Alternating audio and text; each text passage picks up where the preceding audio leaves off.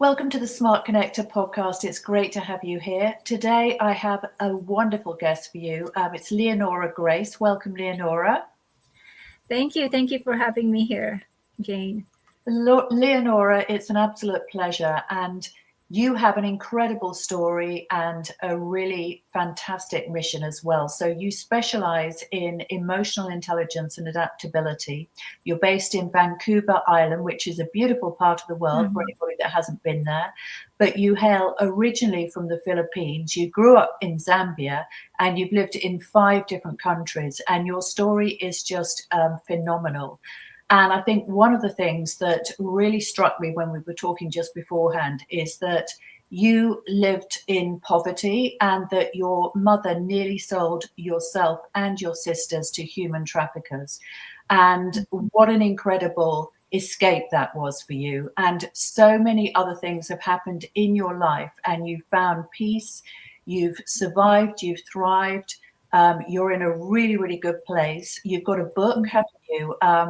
And you have a TV series coming up. So just relax if you're listening or watching and enjoy Leonora's story. It's absolutely amazing. Okay, so over to you, Leonora. Lovely to have you here. So let's just start at the beginning. So tell us where you started. So you were born in the Philippines. Yes, I was born in the Philippines, the island of Mindoro. Yeah, and I really grew up really poor. My environment was just so much poverty, and at the age of 3, suddenly I just heard this voice, and I didn't know anything about angels and all that stuff. So from there, I heard a voice just said, "Watch the patterns of life." And at that age, I don't understand what that is, right? So it was just like struck me, but it was such a gentle voice, like it's so peaceful. But then you're surrounded with chaos, like poverty after poverty, and that's when I start questioning at a young age, who am I?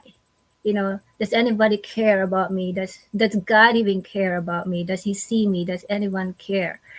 So I start asking about what's the difference between the rich and the poor, and the question went deeper and deeper as I grew up into a teenager. Yeah, and my parents applied a job to Africa. My dad applied a job to Africa as a copper mining in a copper mining company as a mechanical engineer. So he brought all his family there, and that was the first time I've tasted what it felt like to have running water in your bathroom. Because when I was growing up in the Philippines, we used to carry water just for your laundry from one place to another, about 2 kilometers. Just imagine buckets of water at the age of 7, right? Oh, Yeah.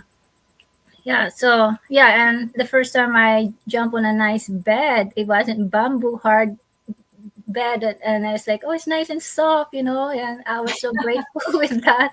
And I couldn't speak English either. So the mining company also, the benefit was that go to the private school. Your kids go to private school and learn English. And I was like, what is a private school? So yeah, and from there, as I was growing up, but unfortunately 2 years after my dad had that contract, it was done, and they decided to stay in Africa, in Zambia, Africa, and have their own company, which is the restaurant company for my mom. And then we went through hardship again, like went back to square one of poverty. And I was like, what's going on? Like, what's the point of living if all you see is pain again? Right. So yeah, and and suddenly when I was going from school, it was a sacred convent school at the age of 15, and I was going back to my mom's restaurant just to help her, and suddenly I saw lots of rich men from China passing through, or from Dubai. And then I heard her having conversation. Oh, why don't you have my daughter? And then they asked him how much. And this went on for like 3 years of my life, at that young age. And I protected myself by confronting my mom, and she just laughed at it. But for 3 years doing that, it was like hell for me as a young lady. Yeah. And then I got married within 22 days. Okay, so wait a minute. So your mother was trying to sell you to rich men Yes. in Zambia, and not just you, but also your sister, your younger sister My as well. youngest sister, yes. Yeah. And you managed to confront her. You managed to get out of that. It must have been very, very difficult for you, because you knew that she was only doing it because, when I say she was only doing it because of the financial situation that you were Mhm. in. That is the situation with a lot of girls, isn't it, throughout the world, that Yes. their parents, they don't have the money to feed their family, and Mhm. what happens is they think, well, what can we do, what can we do to stop ourselves from starving? And of course it's a terrible, terrible situation. But it must have been extremely traumatic for you, because we want our parents to love us and protect us. And when you don't have that, and when you feel as though you're the only person that's actually able to stop this from happening, that puts you in a very difficult situation, doesn't it? Oh, yes, I agree. And for a young girl, like for people who are going through this at a young age, like myself, I question everything. Like your home is supposed to be the safest place to be. Your parents supposed to be the safest place to be. Then I lost a lot of trust. So growing up, I had a lot of trust issue. If you ask me how, what's that like for me? Yes, it stems all the way back from a childhood memory about trust issues, right? Like your own parents. Hmm. So my dad didn't know anything about this. It was all secret, like for about what was happening. And for me, what I really happened to me after experiencing that many times for 3 years or 4 years of my teenage life. I became very suicidal.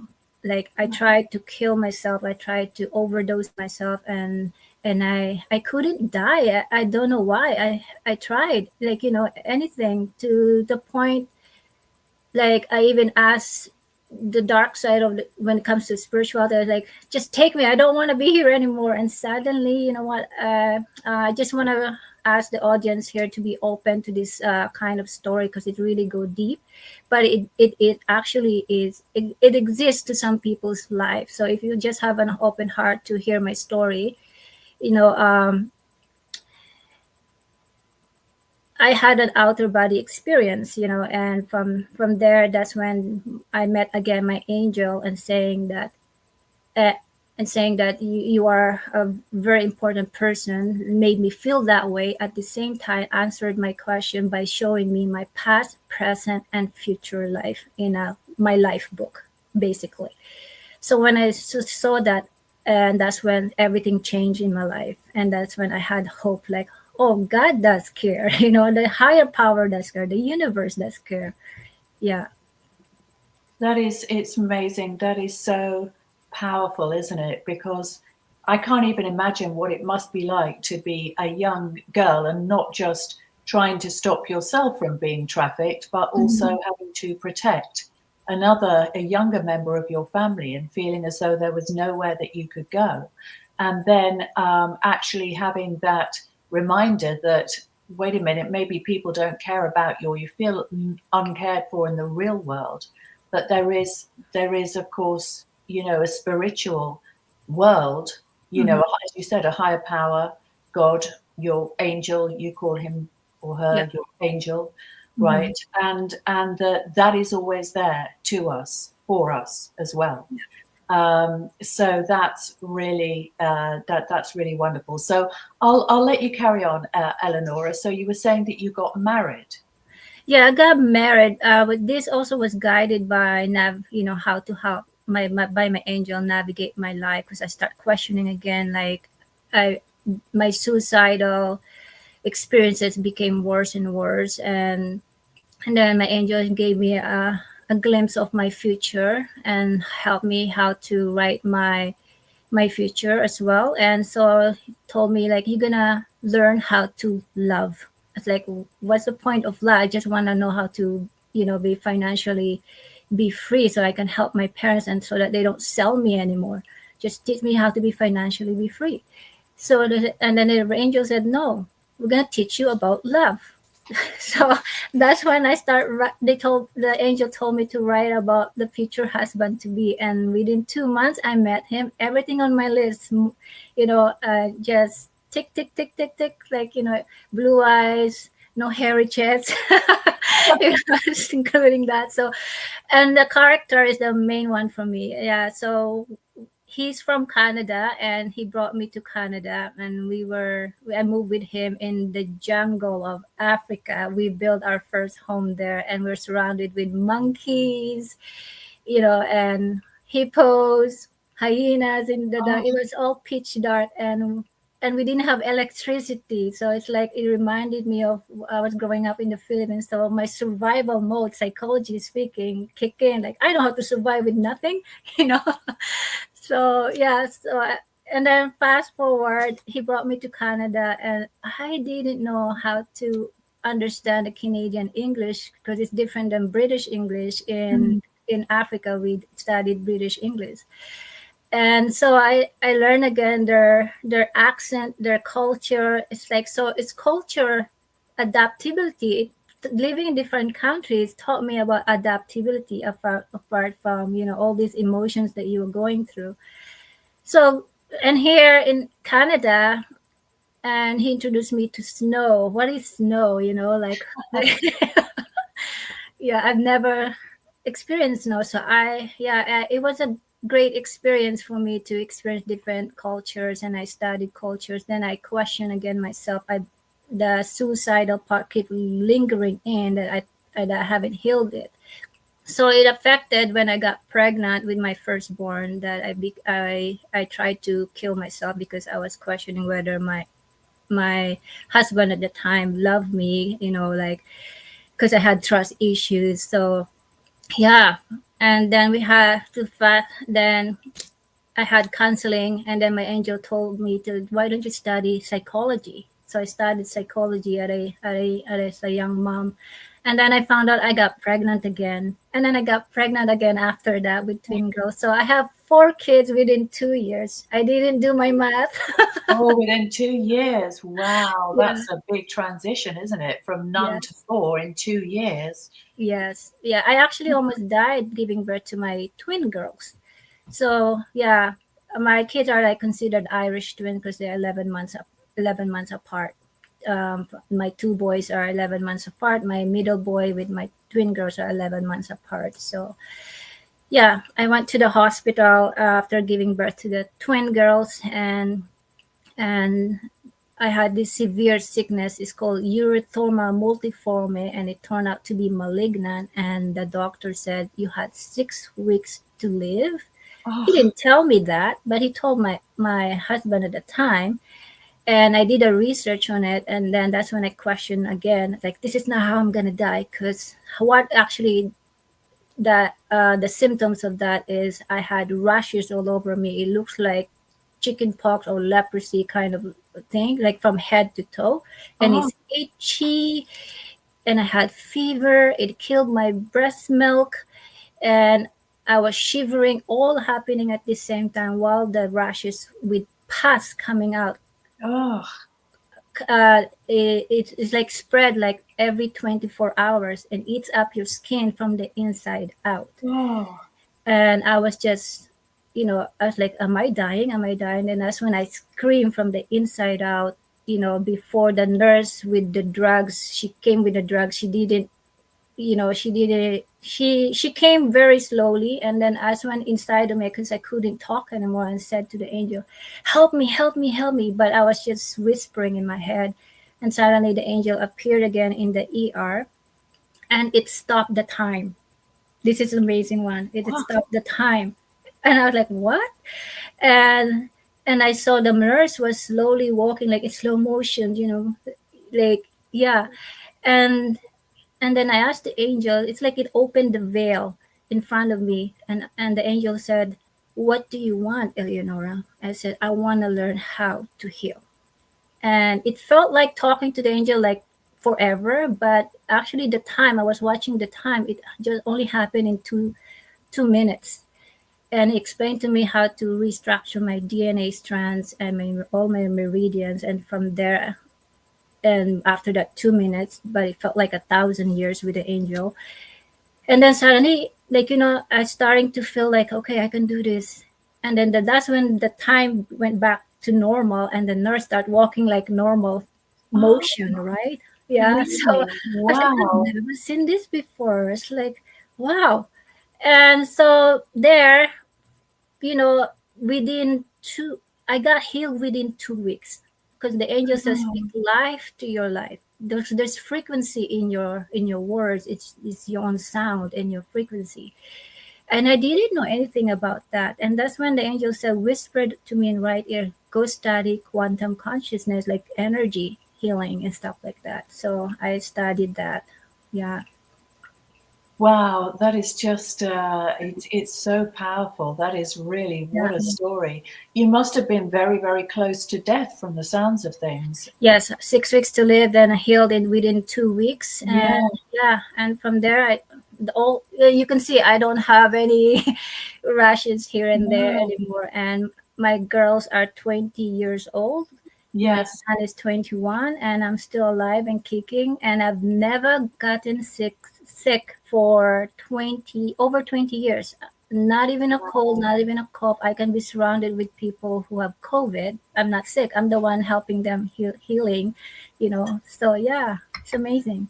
Oh, that really, really is. And you hear about these things, these near-death experiences, but I've never actually talked to somebody that has had one. And but I think it must have been particularly poignant, the fact that your children were so tiny. You must have had a lot of fear around leaving this earth with these tiny little dependent children. So it was a really powerful, must have been incredibly powerful experience, but made all the more Yeah. powerful because of that. And exactly, it was. And I'll never forget it, because it changes me for the woman I am. And that's when the angel said, write a book, because it's going to be in 2008. He told me, write a book, and it's going to turn into a movie. And I didn't believe my angel, like, yeah, right, who's gonna believe in me with all this. So I kept quiet all this to myself, and just because I didn't want people to think, because I found out the culture in the Western world. Oh, they think you're crazy. You're talking to yourself. But then I'm a living proof. Like, this is not normalized before, but I had to keep it quiet. When the world is ready for this information, that's when I'll speak up. But at the meantime, my angel encouraged me, just write your journal every day, and it's going to turn into the book. So fast forward 2008 to 2023, I met Stephen Gillen through a magazine, because I was writing an article through magazine about personal growth. And he said, do you have a book? Yes, I do. And would you like your book turned into a film? Yes, sir. So here we are. Yeah. So I almost gave up on my book. Show us your book, Leonora, because you got it right there. Right here. Okay, so The the Code toolkit. of I Am, And I and it's painted going the cover too. So yeah, yeah. lovely, and it's going to be a TV series as well. Yes, it is. And this is Yeah, volume 1. And yeah, uh, yeah, it's really amazing. I don't want to say too much about it. I would like people to read about this. Yes. And yeah, I've been married for 20 years, and unfortunately we got divorced. And there's a lot of story in here, and the story is mainly, I'm going to give you a glimpse about it, is I encourage the readers. It's not mainly about me that's in the story. It's about, I'm pointing the finger back to you, or to the readers. Like, who are you without worldly identities in life, in love, and in business? How do you apply that? The emotions that you carry with you. Emotion is basically just energy in motions, right? yeah, Yeah. And then, but once you study the energy emotions, what are you going to do with it? That's when adaptability comes in. The adaptability, how to master the adaptability, meaning adjust and adapt, because the only constant here in the world is change. You have to Yeah. adapt to the change in life, just like the weather, right? Yeah, absolutely. The seasons, they're always going to come around, Mhm. right? Or, well, obviously, depending on where you live, but certainly, Exactly. where you live and where I live, we're always going to get winter, summer, you Yeah. call it fall, obviously, and spring, right? So let's get on to this topic of emotional intelligence and adaptability, identity, all of those really important things. So tell us about your philosophy, Leonora, that you've developed as a result of all your amazing experiences. Yeah, that's a great question. I love that one. Yes. So the emotional intelligence for me is, I don't want to go too much on the scientific part and bore the people in this topic, but I want to give an example in a story form. For me, is that when I was writing this book, speaking of worldly identities, it's like, where do we fit in? I question myself, like, I'm like, is this all there is to it? I'm just a mom. I'm just a mom. I'm just a woman. And then the more I was like questioning that, like, homeschooling for me, like, taught me about myself, because I thought it's about my kids, but it taught me about my kids, taught me about who I cannot, like, I thought they taught me about a lot about myself, like things that I never thought I could be, do, have, and create in life. And from there, that's when I started psychology. And from psychology, I started quantum consciousness, which is also the spirituality or beyond human logic. Because we human get stuck in the logic, like we are so obsessed with logic that we forget we have a heart. And emotion for me is coming from the heart space. And we women, we have a very strong intuition and Yeah. activate through our heart, but the men activate from their mind and the emotion for that. Like, we all have emotion, whether we suppress it or not, we deny it. It's like saying, I don't believe in gravity, but you still Gravity is bow there. to gravity, right? Yeah, Yeah. that doesn't matter what religion you are. Gravity will always be there, emotions will always be there. The reason why I love emotion is because, apart from the meaning of it, like the ability to understand the different emotions, and there's only two emotions in the world or in this universe, is love and fear.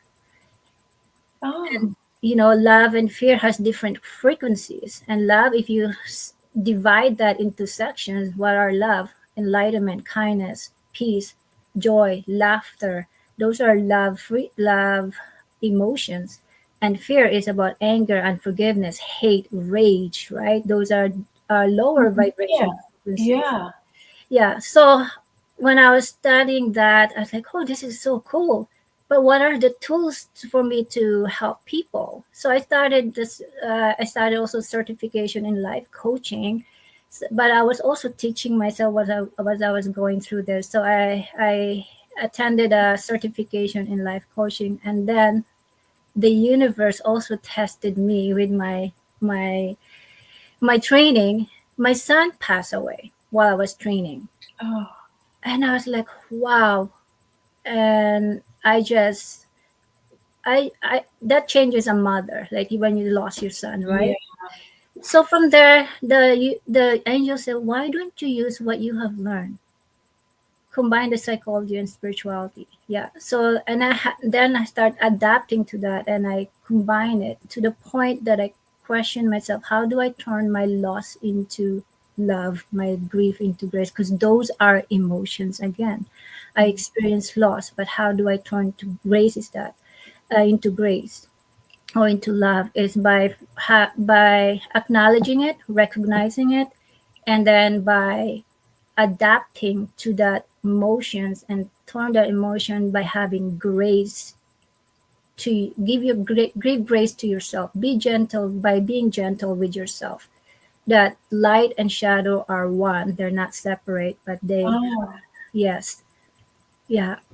that's so powerful. Light and shadow are one. I love that. Mm. That really resonates with me, and the fact that you can transform, you can. Emotion is constantly shifting, isn't it? So Yes, the yeah. idea of transformation and actually transforming some very, very difficult and dark things into something Mhm. positive is a process, isn't it? It's always going to be a process. It is going to be a process because without the process, you cannot adapt, Mm, and you condition yourself to adapt once you have clarity. It's like contrast and clarity, right, in life. Like we mainly focus on the contrast, the negative in the world, the chaos in the world. Then we forgot mm, about how to have clarity. But when the clarity comes in, the question now we ask ourselves is, ask yourself powerful question because it leads to powerful answers. Like when the clarity comes is, can you handle the truth? But how do you handle the truth is study the emotions, and emotion leads you to get to know your human body, because human body is really a sacred vessel. And mm, once you study that, it's really a powerful body we have. mm, And you can, you know, for me, to add the adaptability into emotion is really just harmonizing the two in one, because it's like shifting gears on your vehicle. Like how do you shift from gear one, gear two, gear three, for those who wants to who have learned how to drive the standard, right? And same thing with automatic. How do you shift from drive to neutral? Is you put that motion from your hand and push it.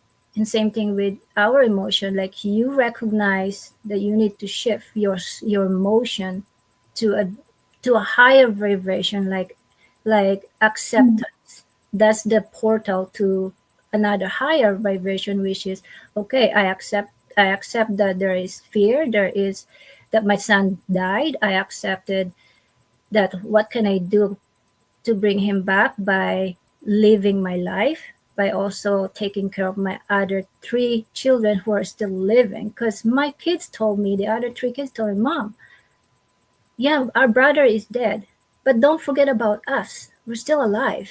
Yeah, You yeah. know?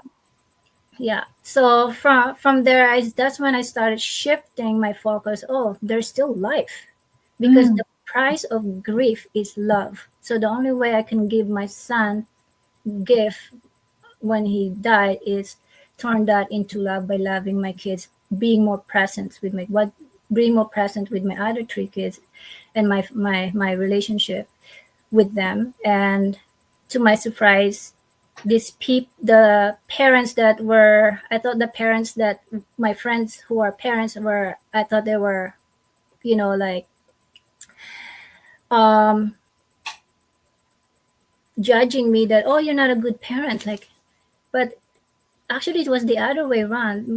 They were asking me, like, how did you do it, how did you do this, and you're still standing there and still giving support to people. And I had private messages like, my son is gonna commit suicide, can you help me, you've gone through this. And then all my three kids brought a number of suicidal kids in our home, and our home became the safest place to be. And I had to oh, connect to the parents, like, your kids are not, they didn't run away, they just come to my place and talk about stuff, and love. you know about love. Oh, that's so Yeah. amazing. It really is. And you see this a lot actually, that you see it a lot on TV, that people that have been through unimaginable things Hmm. and lost a child, and I see it a lot. They turn around and they find incredible meaning through putting good back into the world. And yeah, yeah. So what you're saying totally makes sense. And what a lovely thing to do, to bring these children into your home that are struggling, and to give them Hmm. hope and inspiration and love, because love is probably what's missing. It really is. It is the center of everything. It's what we call the law of care, the eighth universal law in the universe that we forget. Because when it comes to worldly identities, I want to point out this topic about worldly identities because I've experienced it in my own personal life with my ex-husband. We became very successful financially and in his career. I have my own small business when I was a young mom raising my kids, and we live in a waterfront home. We have airplanes like right on the lake and stuff like that. But then we sometimes we forget like to connect as a human, because we human are wired to connect, but we're so obsessed with all our worldly identities that we're so successful with this and that, but then you're bankrupt in your relationship with your kids, with your wife. And then in my case, my ex-husband cheated on me, and then he had an airplane crash accident in 2014. I helped him heal up. Then he had a car crash accident in 2019. And I helped him heal up. And then between those accidents, he cheated on me again. And I was like, okay, we're successful in one thing, and here we're not. And then, because I mean, what I'm trying to say, like, we cannot say we're successful, but then we're spiritually bankrupt or we're financially bankrupt in one aspects of life. But how can we be whole if we're not spending energy in these motions of what's going on with our kids, with our finances, with our spirituality and energy and our psychology and our nutrition? Like, how to not get sick for over 20 years? Like, how do you spend time with that? We got 100 years, at least if we're lucky, to study all this, So those are the things that I've been writing in my book. Like who are we without worldly identities? Can we be whole while we're still alive? Can we heal ourselves? Can we like take 10 years off, like 10 years younger or 20 years younger? So I had to do something about my own health after I had 6 weeks to live. So like I want to, like age gracefully and stuff like that, and how to heal myself and how to understand the behavior of human psychology and the intention behind that, how to read people. And then that's when I found out my inner gift is how to read people's pattern and go beyond the pattern of human psychology, which is the spiritual part, which is your soul and then your spirit. And that's beautiful because sometimes, like the you learn to adapt to different people's behavior without judging them, without condemning, or without imposing your own fear, without imposing your own religion, without imposing your own knowledge about business. Just because you're successful doesn't mean you treat other people who are still learning lower than you. Like how to actually welcome them instead and integrate with you and learn from you, and you give them wisdom. So those are the like question that I was questioning myself, but how to even understand that is for me to go through it. So I went through it. I was like, oh my gosh, it's all about embodying your I am, who are you, your essence. And essence means it's just that your essence is the emotions. Like trust. Do you trust yourself? Do you love yourself? That's another essence. And what's the truth about your essence? Do you embody it? It's like wearing your clothes every day. Yeah, that's so powerful. And actually, funnily enough, I was listening to a podcast yesterday between Brené Brown. I don't know if you know her. Yes, I do. You know who she is. So her and Stephen Bartlett. So I was listening to their conversation in the car, and she was saying, at the moment there is a lot of hate in the world because there's a lot of people who are very unhappy. There's economic trouble. There's all this unrest, political unrest, a lot here in the UK at the moment. And the way it translates into this is into this kind of separateness, this idea that there are others, and that if you fixate on these, she said, these brown people that are coming over in dinghies, and you make them the source of all your unhappiness, then that is an anti-connection thing.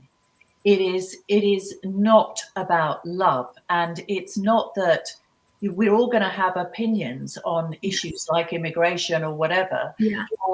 But it is wrong just to kind of fixate on another outside of ourselves. And I think that what you were saying, it reminded me of that.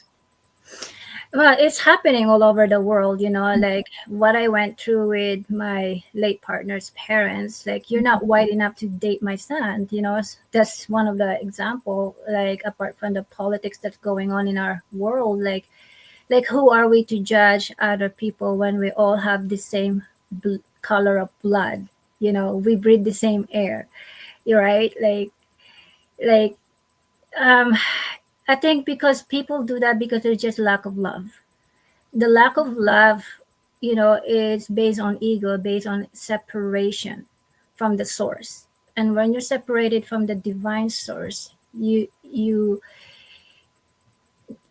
obviously there's hate, there's rage, there's like separation from, like, oh, you're yellow and I'm white, or this and that. You categorize people to what extent that we don't create peace. And the only way to create peace is not to attach yourself from any of these labels, but look at each other as a soul, because the I am is a mirror to my your I am is a mirror to my I am. But we can learn from each other's differences and use that as leverage to success, to growth in business, in life, in love.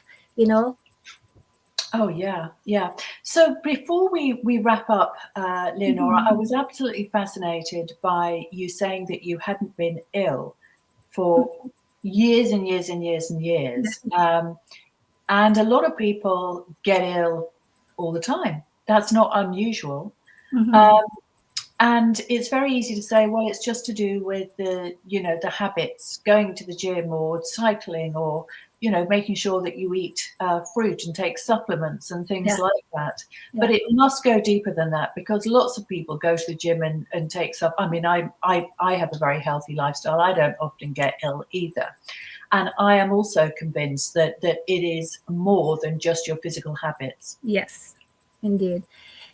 You're so right. It is more than just the physicalities on the surface. It's actually like when you see the mountain, right? You see just the top, and then the bottom. You don't see the hard work, the habits that you do every day. So for me, it's after I experienced that 6 weeks to live, I changed. Yes, definitely habits. Change your habits. Change, and also change your mindset. If you cannot change your habit, change your environment.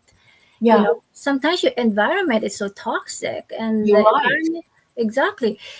Environment, like, it doesn't mean just the place that you live. It can be people. Who do you hang around Yeah, with? Because they probably send you energy, again, energy, emotions, yeah, and yeah. you handle the emotions of that. Because sometimes we don't understand how to change habits because we haven't been taught the right information. Like, when it comes to handle emotion, is your parasympathetic and your sympathetic nervous system in your vagus nerves. The easy way to remember those two nervous system, the parasympathetic, I would say, is the peace emotion. P, Mhm. parasympathetic, just call it just the peace emotion, the peace emotions. The sympathetic, is the stress emotion that release cortisol in your vagus nerve. So it's your own responsibility to which one you're gonna activate more by focusing, which one you want to focus on, the peace or the stress.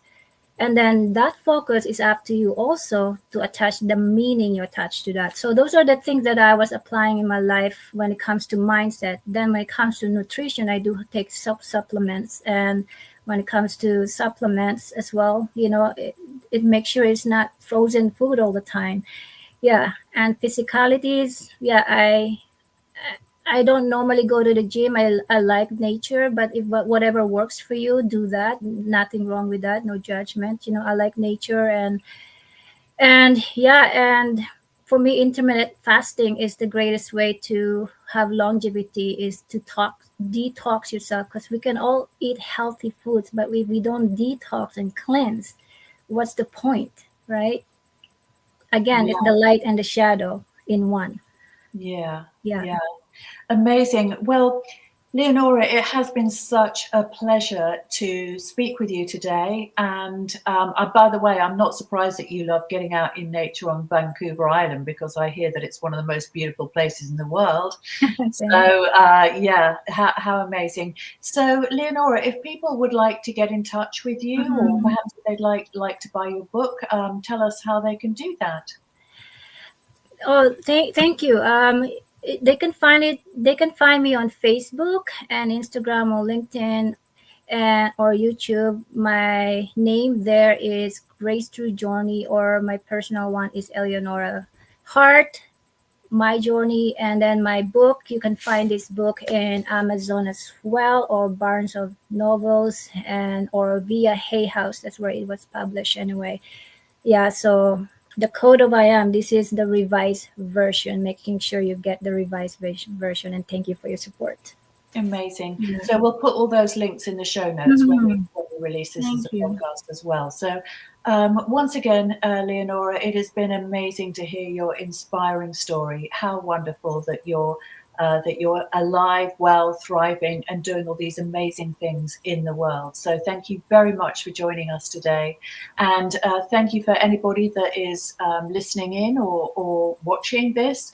It's been great to have you share our time together. So thank you.